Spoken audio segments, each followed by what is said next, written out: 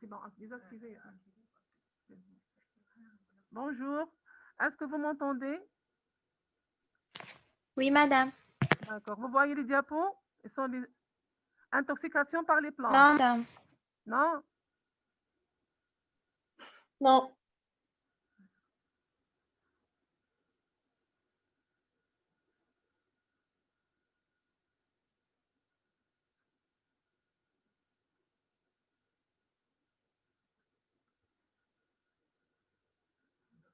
Et maintenant,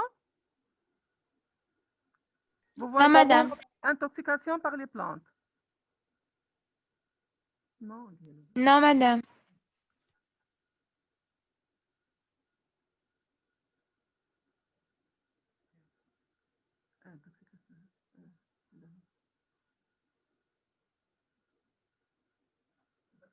Et maintenant? Oui, madame. D'accord, merci. On commence. Donc, notre cours est les intoxications par les plantes. Donc, une grande population utilise les plantes aussi bien comme condiment que comme médicament.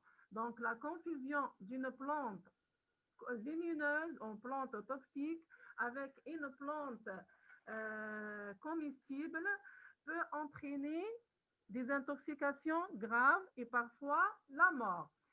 C'est quoi une plante toxique? Une plante toxique, c'est une espèce végétale qui contient dans certaines de ses parties ou bien dans toutes ses parties des substances toxiques qui sont dangereuses pour l'homme et l'animal. Pour l'homme et l'animal, surtout l'animal domestique. Donc, on a les plantes d'ornement, généralement, ou les plantes, autrement dit, les plantes ornementales, constituent le plus grand risque car elles côtoient notre environnement. Donc, je suis juste pour savoir c'est quoi une plante toxique. Donc, on commence par les généralités. Donc, certaines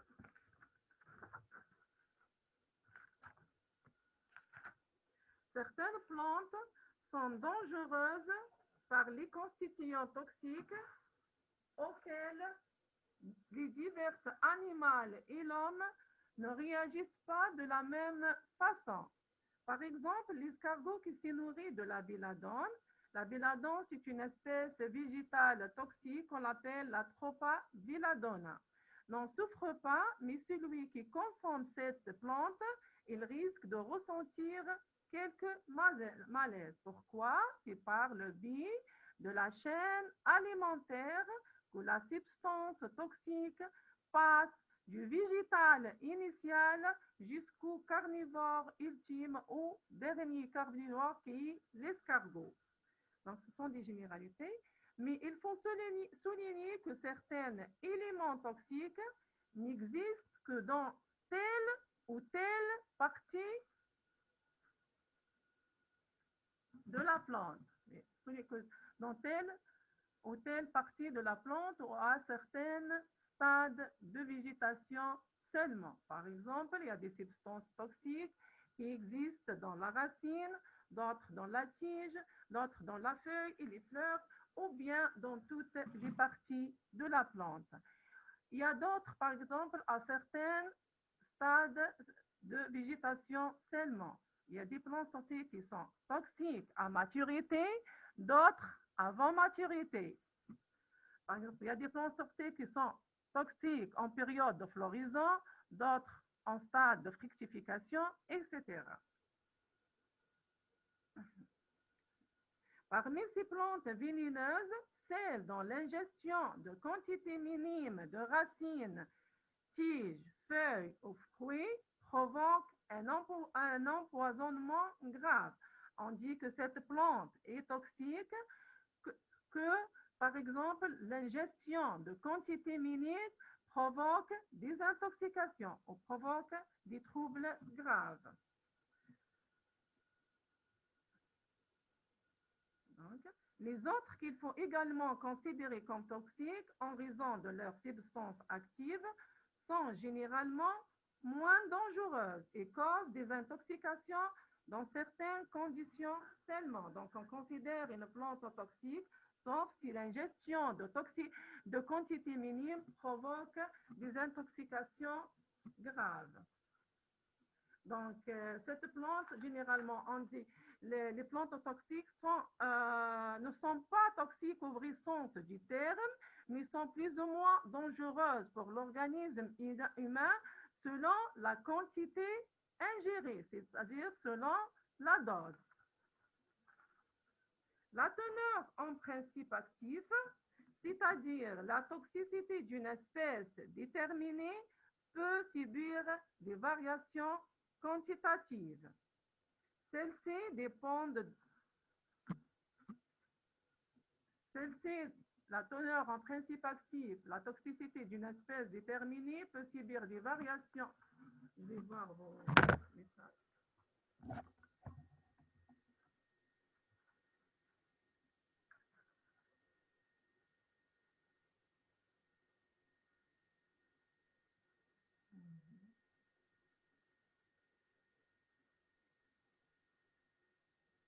Ils sont tous acceptés nos collègues. Normalement, ils sont tous acceptés.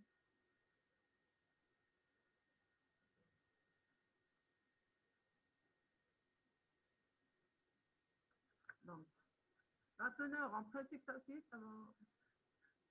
c'est-à-dire la toxicité d'une espèce déterminée peut subir des variations qualitatives. Celles-ci dépendent de l'habitat et d'autres éléments de l'environnement du végétal, de son âge ou de celui d'un organe. Soit, je vais voir alors.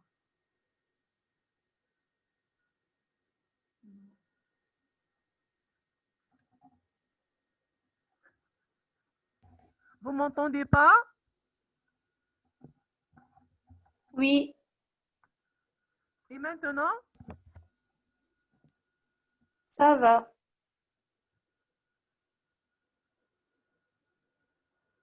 Je vais refaire. La teneur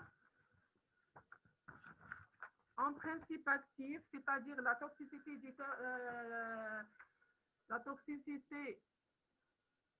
d'une espèce déterminée peut subir des variations qualitatives. Celles-ci dépendent de l'habitat et d'autres éléments de l'environnement du végétal, de son âge ou de celui d'un organe, soit de son degré de maturité. Par exemple, les racines de plantes anciennes sont souvent plus dangereuses en hiver et au printemps qu'en été. Donc, on trouve, par exemple, les racines des plantes anciennes sont généralement dangereuses en hiver et au printemps qu'en été. Peut-être la présence de l'humidité aussi, elle a un effet sur la plante. Donc, on peut dire que la teneur en principe active varie selon la partie de la plante et selon son stade de développement. Par exemple, on a l'aconite. L'aconite napelle, c'est une espèce végétale qui est plus dangereuse en hiver et au printemps qu'en été. La même chose pour la cygue aquatique. Dans les fruits, la teneur en substances toxiques augmente fréquemment durant leur maturité. Donc, leur maturation, donc, à maturité, ils sont toxiques.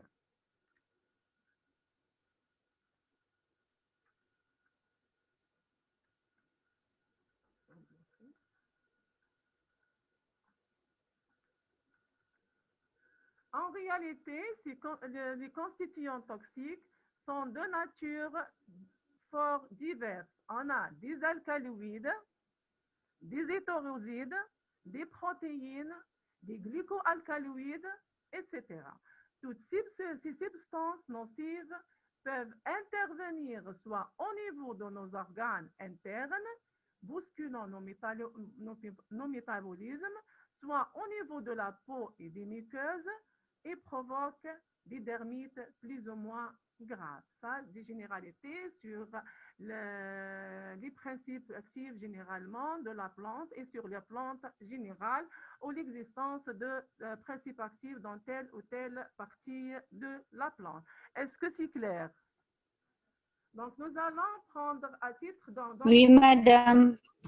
Oui, madame. Ah oui, mademoiselle. C'est clair? Oui. D'accord. Donc, les espèces toxiques ou les espèces végétales toxiques, généralement, ne dépassent pas une vingtaine d'espèces. On a les plantes alcaloïdes, on a les plantes toxiques à hétérosides, d'autres à glycoalcaloïdes, d'autres à des plantes... Madame, s'il vous plaît, acceptez le collègue. Normalement, ils sont tous acceptés. Ah, je vais voir, attendez.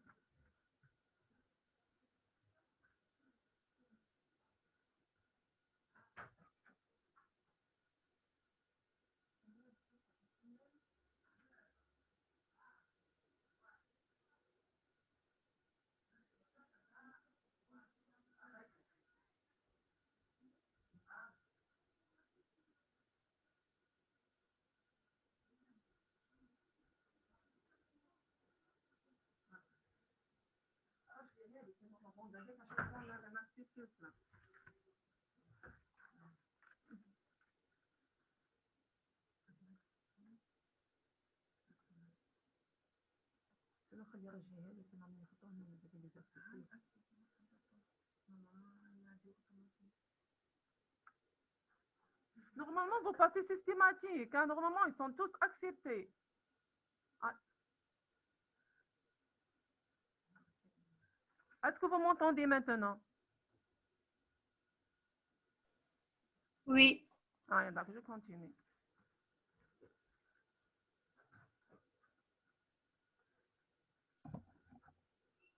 Donc, on va prendre à titre d'exemple la Datura stramonium. Datura stramonium, c'est une plante toxique qu'on la trouve généralement dans nos jardins. On l'appelle, le nom scientifique est Datura stramonium. On l'appelle aussi la plante herbe de diable. C'est une plante entièrement toxique, mais surtout le fruit qui contient des graines noirâtres qui sont responsables de l'intoxication.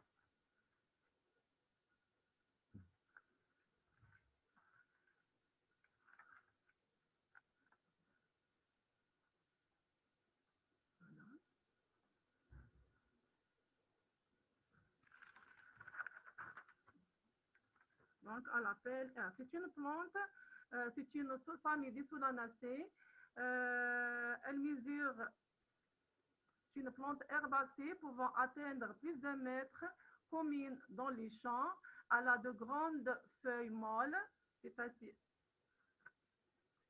qui cèdent facilement, vert sombre presque glabre, c'est-à-dire dépourvu de poils, très grosses fleurs, à calice tubuleux, à corolle blanche, longuement tubuleux, son odeur est désagréable et vireuse. Donc cette plante se retrouve facilement dans nos jardins où on la considère la plupart du temps comme une mauvaise herbe parce qu'elle a une odeur désagréable.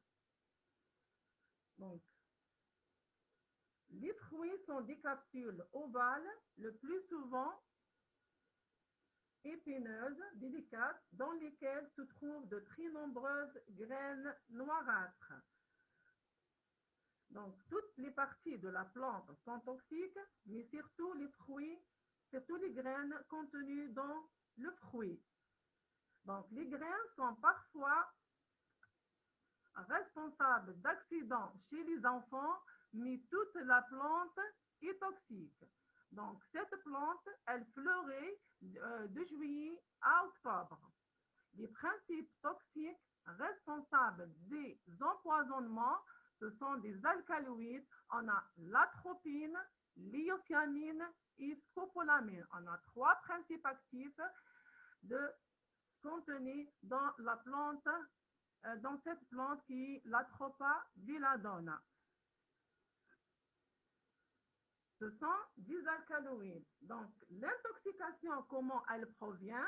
généralement l'ingestion accidentelle de B par les enfants. Ce sont les enfants qui sont attirés par le fruit. Donc, c'est l'ingestion accidentelle de B par les enfants.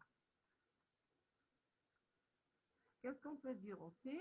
On a ces principes actifs ou ces substances toxiques s'opposent à l'action d'un neurotransmetteur qui est l'acétylcholine. Donc, toutes les parties de la plante sont toxiques car elles contiennent de substances toxiques, ce sont des alcaloïdes qui s'opposent à l'action d'un neurotransmetteur, l'acétylcholine. Donc, toutes les parties de la plante sont toxiques, mais ce sont les graines de datura qui renferment les concentrations les plus élevées en alcaloïdes toxiques. Maintenant, la dose toxique. Quelle est la dose toxique chez l'enfant et chez l'homme ici? Donc, vous prenez note. Hein? La dose toxique, on l'estime de 10 à 12 grammes chez l'adulte de graines. Hein? Chez l'adulte, la dose toxique, on l'estime à de 10 à 12 grammes de graines, de 10 à 12 grammes de graines. Chez l'enfant, de 2 à 5 grammes de graines. Est-ce que vous êtes avec moi? Oui.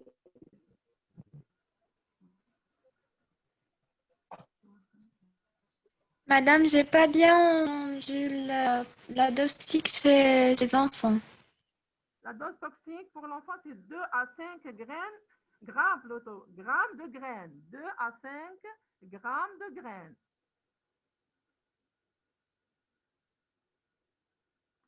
Et chez l'adulte, de 10 à 12 grammes de graines. Donc, la concentration des substances toxiques, surtout la tropine, varie selon la saison. Elle est maximale en été.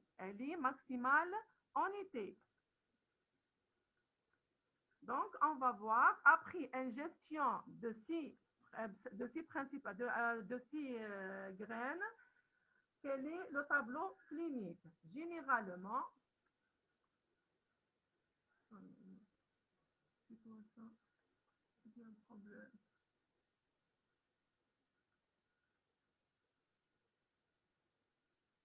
donc après 30 minutes, après une demi-heure à quelques heures, 2 heures ou 3 heures, il va y avoir des troubles digestifs immédiats avec vomissement qui entraîne les rejets de débris de billes rouges noirâtres parce que c'est l'ingestion des graines noirâtres. On a des troubles digestifs, des troubles neurovégétatifs et des signes centraux. Donc, des troubles neurovégétatifs qui s'installent très rapidement, comme tachycardie, sécheresse de la bouche et des muqueuses, et difficulté de déglution. Madame, s'il vous plaît, j'arrive pas à entendre.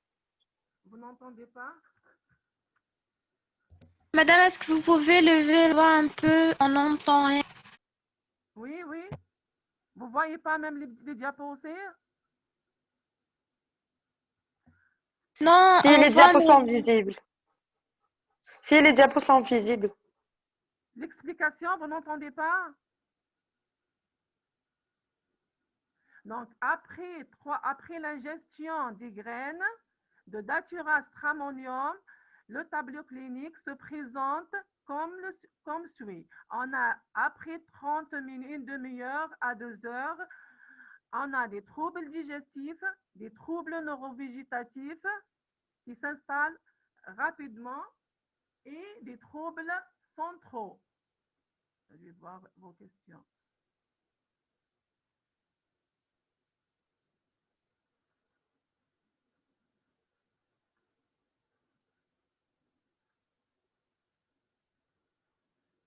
Donc,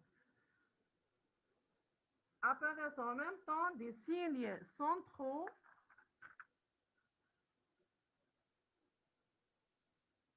tels que anxiété, vertige, hébétude, ivresse et des troubles mentaux, délire.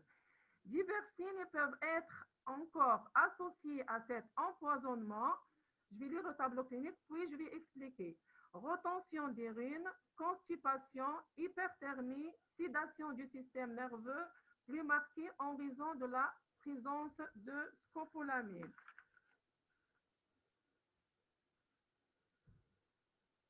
Donc, on a dit que les substances toxiques s'opposent à l'action d'un neurotransmetteur, l'acétylcholine, surtout l'atropine et l'hyoscyamine. Et la scopolamine, la substance scopolamine, a la sédation du système nerveux plus marquée en raison de la présence de scopolamine, parce qu'à dose forte, elle développe, la scopolamine, elle développe essentiellement une action centrale sédative. Elle potentialise les neuroleptiques. Donc, elle développe une action centrale sédative. C'est pour ça qu'on a dit sédation du système nerveux plus marquée en raison de la présence de scopolamine. Ça, c'est pour les symptômes ou pour le tableau clinique. Quel est le diagnostic maintenant, le diagnostic toxicologique de cette plante? Quel est le diagnostic toxicologique de cette plante? Bon, généralement, ce sont l'extraction des alcaloïdes par l'éther alcalin, l'extraction des alcaloïdes, que ce sont l'atropine, l'hyoscyamine, scopolamine, par l'éther alcalin, et l'identification se fait par les réactions colorées. L'identification se fait par les réactions colorées et la CCM, la chromatographie sur couche mince.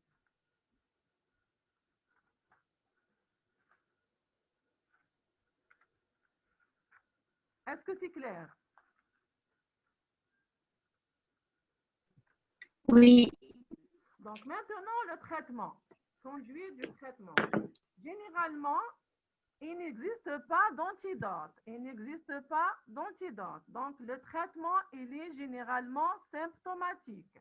Donc, on a, bien sûr, il faut évacuer le toxique par vomissement provoqué ou lavage d'estomac. Si, par exemple, les symptômes apparaissent après une demi-heure, par exemple. Donc, on a le temps de provoquer les vomissements. Et l'hospitalisation d'urgence. Donc, c'est le traitement symptomatique, donc réhydratation et surveillance clinique des paramètres vitaux. Et dans les formes graves, on va ventilation assistée, etc. Donc, Madame, oui, Madame, l'extraction des alcaloïdes, elle se fait sur quel prélèvement? la plante séchée, l'extraction de la plante séchée, c'est par extraction par l'éther alcalin et le chloroforme. Donc après pulvérisation, etc., on va faire l'extraction des alcaloïdes par l'éther alcalin. Puis l'identification se fait par les réactions colorées et la CCM au laboratoire. Elle se fait sur un prélèvement sanguin ou bien le... Je parle de la plante séchée. Donc, les autres, c'est au laboratoire. Vous parlez du diagnostic biologique, mademoiselle.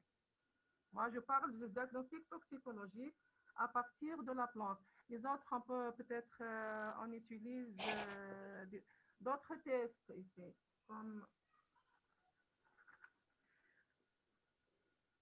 par exemple, d'autres plantes, on utilise par exemple dans le plasma, dans le privilégié, ce sont les tests ELISA. C'est pas la même chose. On ne parle pas de la même. D'accord, madame, merci. Il faut savoir, on peut détecter la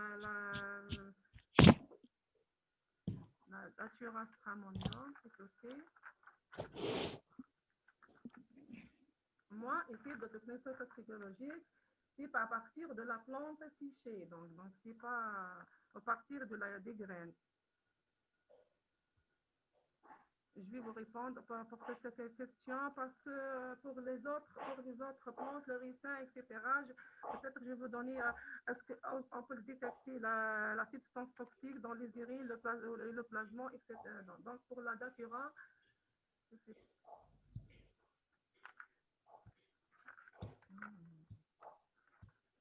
Donc, remarque, on a les feuilles de datura stramonique sont utilisées en thérapie. En médecine traditionnelle, il existe des espèces de datura plus toxiques d'origine exotique, mais ils sont toxiques comme datura mitel, datura ferox, etc.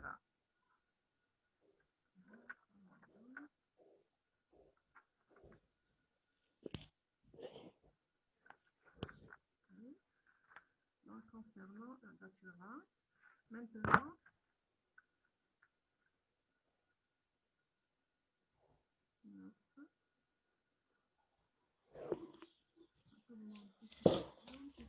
c'est la chromatographie sur couche mètre. Diapo, on voit pas. Madame, le diapo est bloqué sur les symptômes. On a dit le conduit de traitement, évacuation du toxique par vomissement provoqué, lavage d'estomac, d'autres tels que datura mitel, datura ferox. Ce sont des espèces toxiques, plus toxiques encore, ce sont d'origine exotique. On a la jusquiame noire, Eosciamis niger, et la belladone, Atropa belladonna. Ils ont les mêmes principes actifs et ils ont le même tableau clinique que Datura stramonium. La jusquiame noire, c'est l'Eosciamis niger. Elle contient l'atropine, l'Eosciamis, l'acropolamine. La belladone aussi, l'Atropa belladonna, c'est la jusquiame noire, on l'appelle en nom vernaculaire cicrane. La belladone, c'est la Tropa belladonna. Donc, les intoxications par la belladone sont accidentelles aussi. Ce sont les enfants qui sont attirés par le fruit qui ressemble à une cerise. Ce sont des plantes entièrement toxiques. Donc, ils ont les mêmes principes actifs et le même tableau clinique. Quand je dis jusquiame noire, c'est le même principe actif, le même tableau clinique. Maintenant, la morelle noire, c'est une plante toxique aussi. Les intoxications proviennent par méprise. Donc, ce sont les enfants qui sont attirés aussi par le fruit. Mais on ne va pas faire directement à chardon aglu.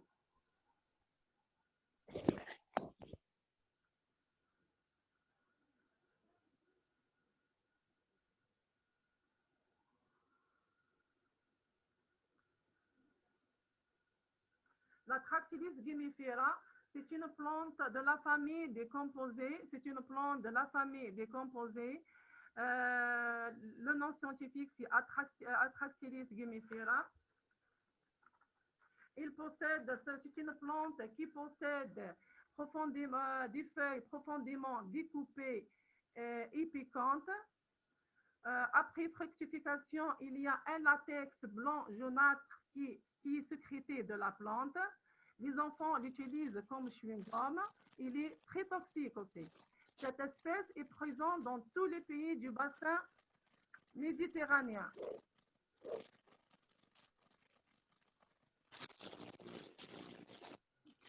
Donc, il s'agit d'une herbacée vivace, épineuse, à grandes racines, lui permettant de se maintenir pendant de nombreuses années.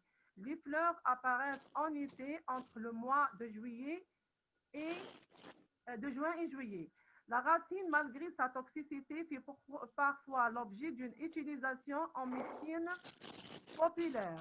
Mais le plus grand nombre des accidents résultent de la confusion de cette racine avec des tubercules comestibles. Donc, les circonstances de cette intoxication est accidentelle.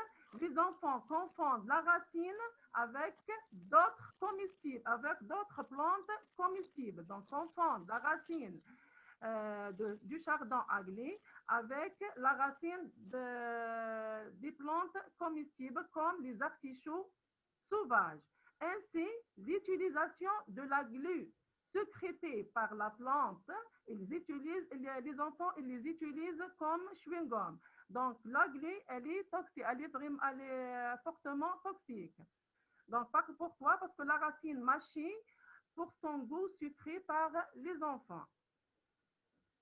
Donc, mais la racine, malgré sa toxicité, elle fait parfois l'objet d'une utilisation en médecine populaire. Comment? La racine desséchée est utilisée après cuisson prolongée dans l'eau pour arrêter les hémorragies. Donc, ça, l'effet thérapeutique de cette plante. La racine desséchée est utilisée après cuisson prolongée dans l'eau pour arrêter les hémorragies. Donc, on a dit le latex sécrété par le chac d'anglais peut être aussi utilisé par les enfants comme chewing-gum, provoquer des intoxications. La toxicité est due à des hétérosides, attractylosides, carboxyattractyloside ou gumiférine. Le carboxyattractyloside, c'est le même gumiférine, c'est la même substance toxique.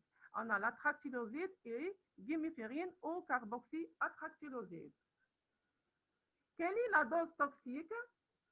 La dose toxique, une dose de 100 g de racines de chardon anglais fraîche ou infusion ou prise en nature serait mortelle pour un adulte. Donc, la dose, elle est de 100 g de racines serait mortelle pour un adulte.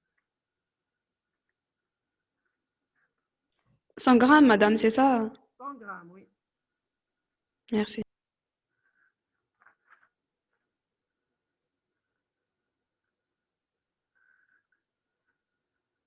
Avant d'aller au principe, ou bien je peux faire le tableau clinique, puis le mécanisme d'action de cette plante. Donc, les substances,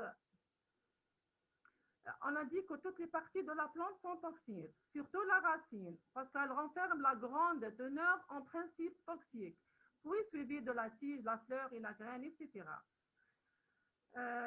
Les substances toxiques contenues dans la plante sont des poisons mitochondriaux qui inhibent les réactions du cycle de Krebs et perturbent la respiration. Donc, les substances toxiques contenues dans la plante, comme l'attractyloside et gumiférine, sont des poisons mitochondriaux qui inhibent les réactions du cycle de Krebs et perturbent la respiration. Donc, je peux directement vous donner je vais vous donner le tableau clinique, puis le mécanisme d'action.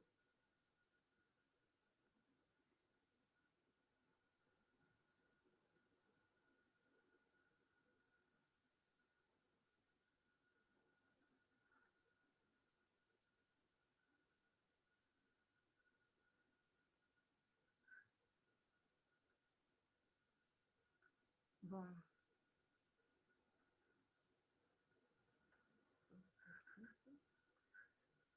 Le tableau clinique, on a par voie orale, il est toxique par voie orale. Par voie orale, il est toxique. Après une phase de latence de 6 à 36 heures, surviennent des troubles digestifs accompagnés d'épigastralgie, des crises convulsives, de l'hypotonicité musculaire, de l'hypotension et hypoglycémie prononcée, la mort survenant par arrêt respiratoire. Donc, le tableau clinique, on a des troubles digestifs, comme vomissement et diarrhée, neurologie, convulsions et coma. Même on a des troubles hématologiques comme purpura et hémorragie. On a des complications respiratoires et cardiovasculaires et hépatiques sont fatales.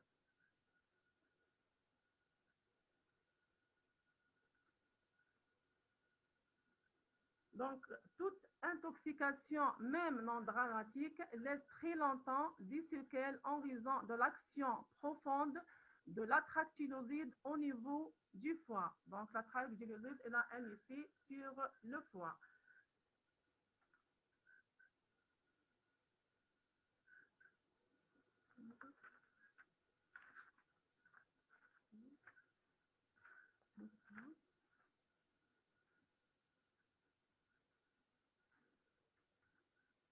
Le mécanisme d'action en a inhibition de la phosphorylation oxydative s'opposant à la formation de l'ATP à partir de l'ADP. Donc, c'est pour ça qu'on a dit tout à l'heure. Les substances toxiques dans la plante sont des poisons mitochondriaux qui inhibent la réaction du cycle de Krebs et perturbent la respiration tissulaire. Donc, je vais vous donner en détail le mécanisme d'action. Donc, la tractyloside, il inhibe les mécanismes de la phosphorylation oxydative et perturbe la respiration tissulaire. Donc, tractyloside inhibe les mécanismes de la... Est-ce que vous êtes avec moi? Oui. Donc, la tractyloside inhibe les mécanismes de la phosphorylation oxydative et perturbe la respiration tissulaire par blocage du cycle des acides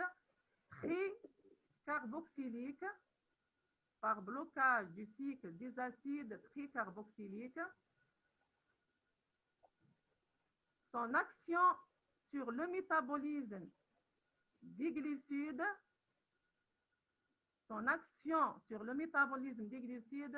se traduit par une consommation du glucose. S'il vous plaît, madame, vous pouvez répéter? Oui, la tractyloside inhibe les mécanismes de la phosphorylation oxydative et perturbe la respiration tissulaire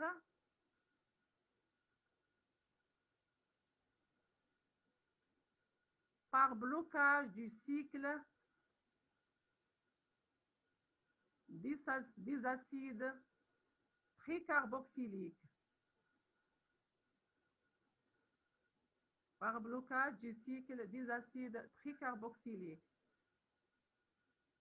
Son action sur le métabolisme des glucides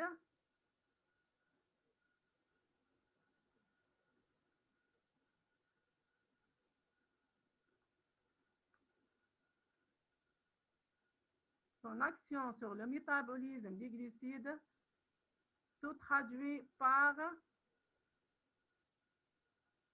une consommation du glucose. C'est pour ça qu'il y a une hypoglycémie.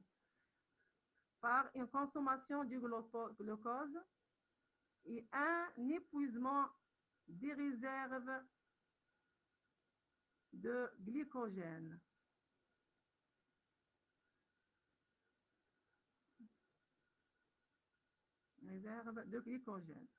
Donc, la conduite à tenir. Donc, l'hospitalisation d'urgence et une surveillance